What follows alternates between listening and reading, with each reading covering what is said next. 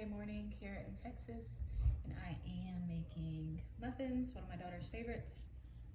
I can link the recipe in the description. I've made it so many times, I just kind of wing it. Sometimes I do things more or less than what the recipe says, but it turns out usually all right. But yeah, let's make some muffins.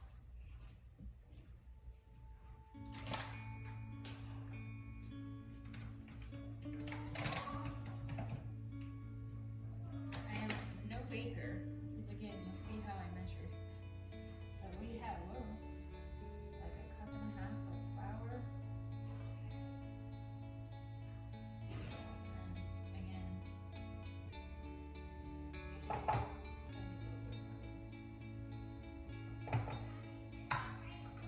measuring is not precise.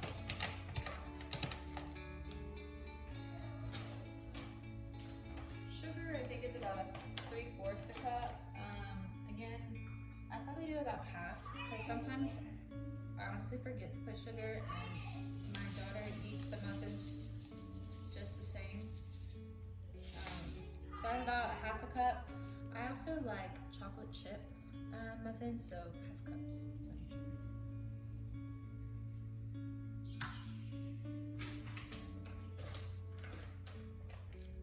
I don't know how much salt, so I just do like a pinch, a sprinkle. 2 teaspoons of baking powder. Where's my teaspoon?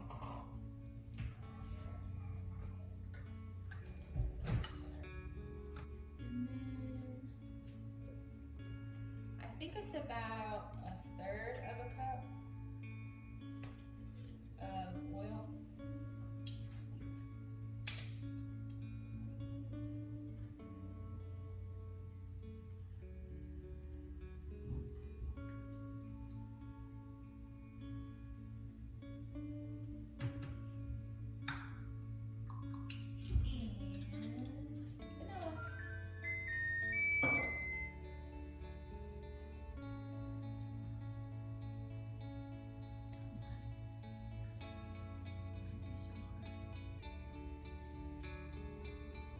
One second.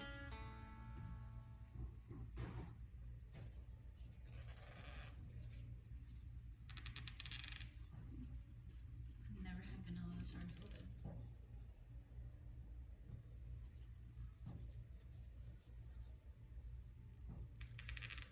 This is wild.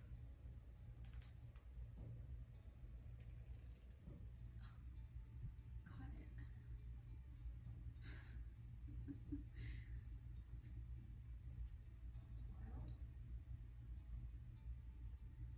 Again, I don't really, it's like a teaspoon, I think, of vanilla, but I just do a splash. Now the recipe does call for like 1/3 of a cup of milk or half a cup of milk, something like that. And that just does not work for me. I literally have to do almost a full cup of milk in order for it to get the consistency that I'm looking for. So just keep that in mind if you're following this recipe from the one that I link down below, that you're probably gonna need more milk than what the recipe actually says.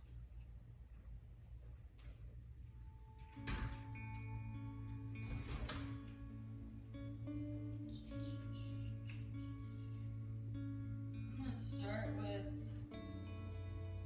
it's probably 3/4 cup-ish. I think I usually use about a half a cup, or excuse me, I think I use typically a full cup, depending on how much flour I actually mix into the bowl.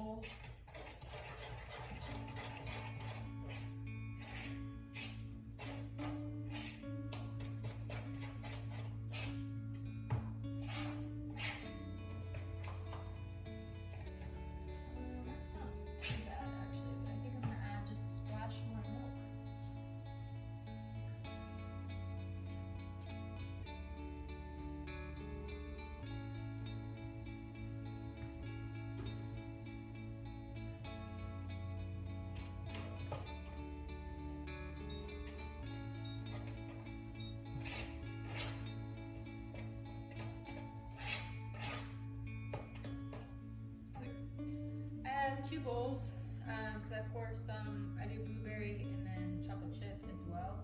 It usually makes anywhere between 9 to 12 muffins, depending on how precise your measurements are. At 400 degrees, I don't know, I think the recipe says like 20 or 25 minutes, maybe, somewhere around there at 400 degrees Fahrenheit. I love my refrigerator.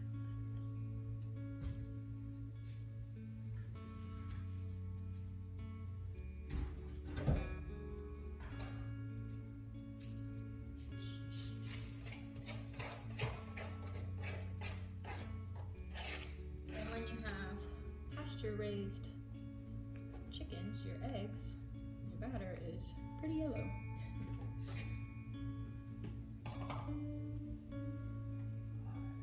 Whoa. See how that turns out.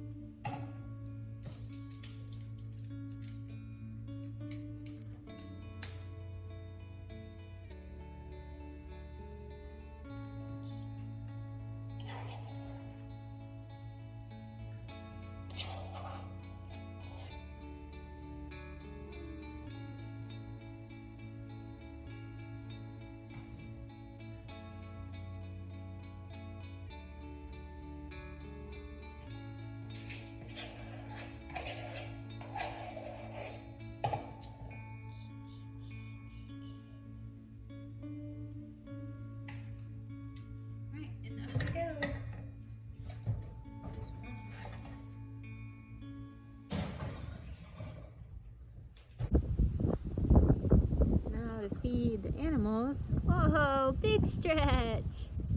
I see you. You're covered in mud. It'll be a nice day. Windy day, but a nice day.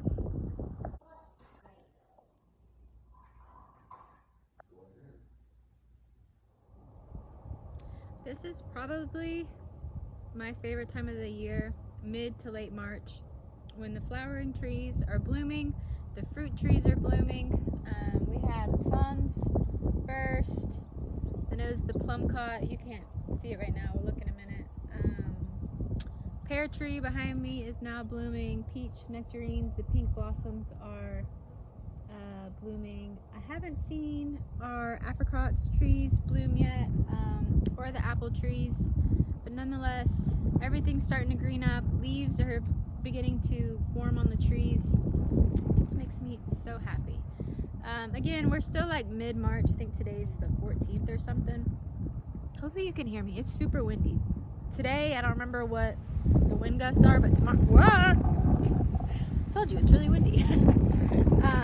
But I thought today would be better than tomorrow, because tomorrow our wind gusts are like 50 miles per hour. It's so strange, like today's high is like low 80s, tomorrow's like high 80s, but our lows, this is like where the weird cold front comes in, our lows is like 30 something. Hopefully it doesn't get above freezing, because I already planted tomatoes and squash. Not my smartest moment, but I just went for it. Whatever. Anywho, what was I saying? Let's go look at the fruit trees. Then we'll take a peek at the garden. Again, there's not a lot happening because it's mid-March, but then we can see some beautiful flowers and update you guys on life and all the things. Let's go. I think the pear tree blossoms are my absolute favorite. And just the big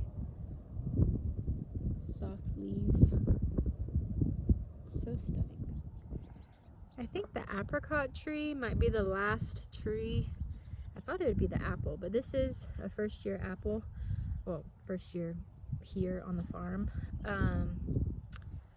I would have thought that one would be the last one, the apple tree, but maybe just because it came from a nursery somewhere, it's already getting leaves and flowers. But actually my apricot, it is way far behind compared to even the apple tree. But this is nectarine, and RVs here. I don't know if you've watched my past videos. This is new, first year as well. These trees died, so we replaced them. But we have our house listed, so we've been kind of going back and forth between the RV and the house. This is the first year. I just got this as well. It's an apricot tree. Look how massive that one is. It's not even that old, but it's beautiful. But it never really produces fruit or even blossoms that matter, so I got it a friend to see if that helps. Peach trees. Oh, I just passed like 3 peach trees on my right, but that's the apricot. It's still kind of bare. It's just starting to, you see a little leaf growth. It's starting to wake up. The leaning tower plum. I want to fix that one so bad, but I don't want to now when I should have done it in the off season. But anywho, here we are. And the plumcot tree, pear tree, pecans back there. I love it. It's so beautiful. So before we go into the garden, this like 3-foot border along the fence, I saved zinnia seeds. I think most of them are from the ballerina series from Johnny Seeds, but there might have been a few like Queenie Lime as well that I saved. I just sprinkled them out. Don't know, I mean, I'm no expert at saving seeds, but the ones that were kind of dark, I saved. Anyways, I just sprinkled them all out down here. Again, since we're moving, I haven't put a whole lot of effort, well, really any effort, into seed starting in actual trays. And then down this way, I just did, again, it might be fine as long as they don't start sprouting today or tomorrow. But I did like watermelon and cantaloupe right here. I kind of always do that, just let the vines go down the way if they need to. But anywho, actually that might be a baby zinnia right over there that I sprinkled out, which might not be the best if we're gonna be 30 something tonight. Oh, I bet they are. I see another one, I think. Time will tell, either that or a weed. If we were staying here longer, I would totally redo these garden beds. I think it's morning glory vine. Pull some up. I'm not exactly sure, but it grows just as fast. Honestly, it grows faster than the crops here, and it's just every single year. It just makes gardening almost unpleasant. Just because these vines are so bad. They crawl up different crops and then choke it out. I don't know, like I know they can be native and invasive, obviously, but I don't know. So we live on 12 acres, and it was like, it was farmland or agriculture. It was 200 and some odd acres. They just had plotted up 12-acre plots, lots, whatever. And I know they did corn, soybean, and sunflowers, but I don't know if they used this vine as like kind of like a cover crop, and then they just like tilled it up. And, grass. I don't know if they tilled it up to then like put the nutrients back in the soil or what, but anywho, it's a battle. In here is mostly broccoli. There's 2 small plants of kale as well. But I mean, just look. This, and I pulled the weeds last weekend. You would never know. So yeah, gardening, and honestly, more than most of my beds are just covered up. Just the weeds. This vine is awful. But what I was saying, if we were staying here in the off season, I would probably take the beds down and lay some type of fabric down and new soil. I mean, it would be, yeah, I don't even want to think of that. So bed. This is a 4x10, I think. It has crops in it. Then I have like a 3x6 that has squash in it. Another 3x6, I think, that has Brussels sprouts. And then a tomato. Anyways, what I was saying earlier, I haven't started any vegetables from seeds besides the direct sowing of the watermelon and cantaloupe. Just hopefully we're going to Georgia soon in a month or so. So I didn't want to put a whole lot of effort, but then I couldn't help myself, so I bought some started plants. So these broccoli I did start, gosh, that was forever ago, November or December. So I mean, I guess I did start those broccoli from seed, but everything else I just bought little 6-packs from the store. The tomatoes, the squash, Brussels sprouts. I think that's it. But anywho, let's look. I direct seeded a little bit of sunflowers as well in my usual sunflower spot. I think it was Pro Cut Peach, which again is a bit of a gamble because we're about to be in some 30-degree weathers, but I don't think they've sprouted yet.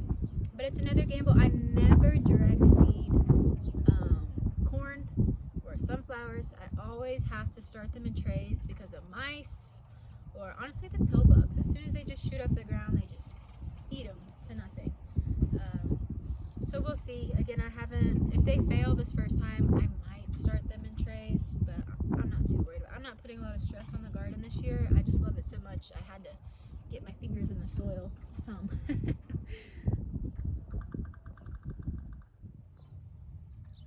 Back in November, I started anemones and ranunculus. I did a little bit more than last year. I think I doubled it. Anemones and ranunculus look great. I'm curious how they're going to do in these high 80s temperatures. So that's been good. The only downside, I also planted like a whole tray of status, and in a night, I don't know, pill bugs, snails. We do have snails. I don't think there's a rabbit because I didn't see any like chopping or like digging, but it was all gone. All my statuses is gone. And we cut back the boxwoods to make them look pretty in front of the house because our house is listed. And I usually used that as greenery for my bouquets. So while my bouquets are beautiful with focals, I don't have any like secondary or foliage to help like bulk them up, you know. Anywho, they're beautiful. I've just been kind of using them in bud vases inside the house right now, but we'll see. And I don't know as far as summer flowers because I don't know if I'll be here or if I'll be in Georgia. But I did sprinkle some zinnias out, so that might be successful. I don't know, but the ranunculus that I grew this year, I'm super happy with. So last year I did a lot of pastels, which I do like pastels, and there's definitely a place for that in the florist world. But for like my bouquets that I make, I just felt that it was a little bit too like washed out almost. So I'll show you some of the ranunculus. I have some like almost like bubblegum pink, and then bright orange and deep purple, and they blend in. The contrast looks really nice in bouquets together.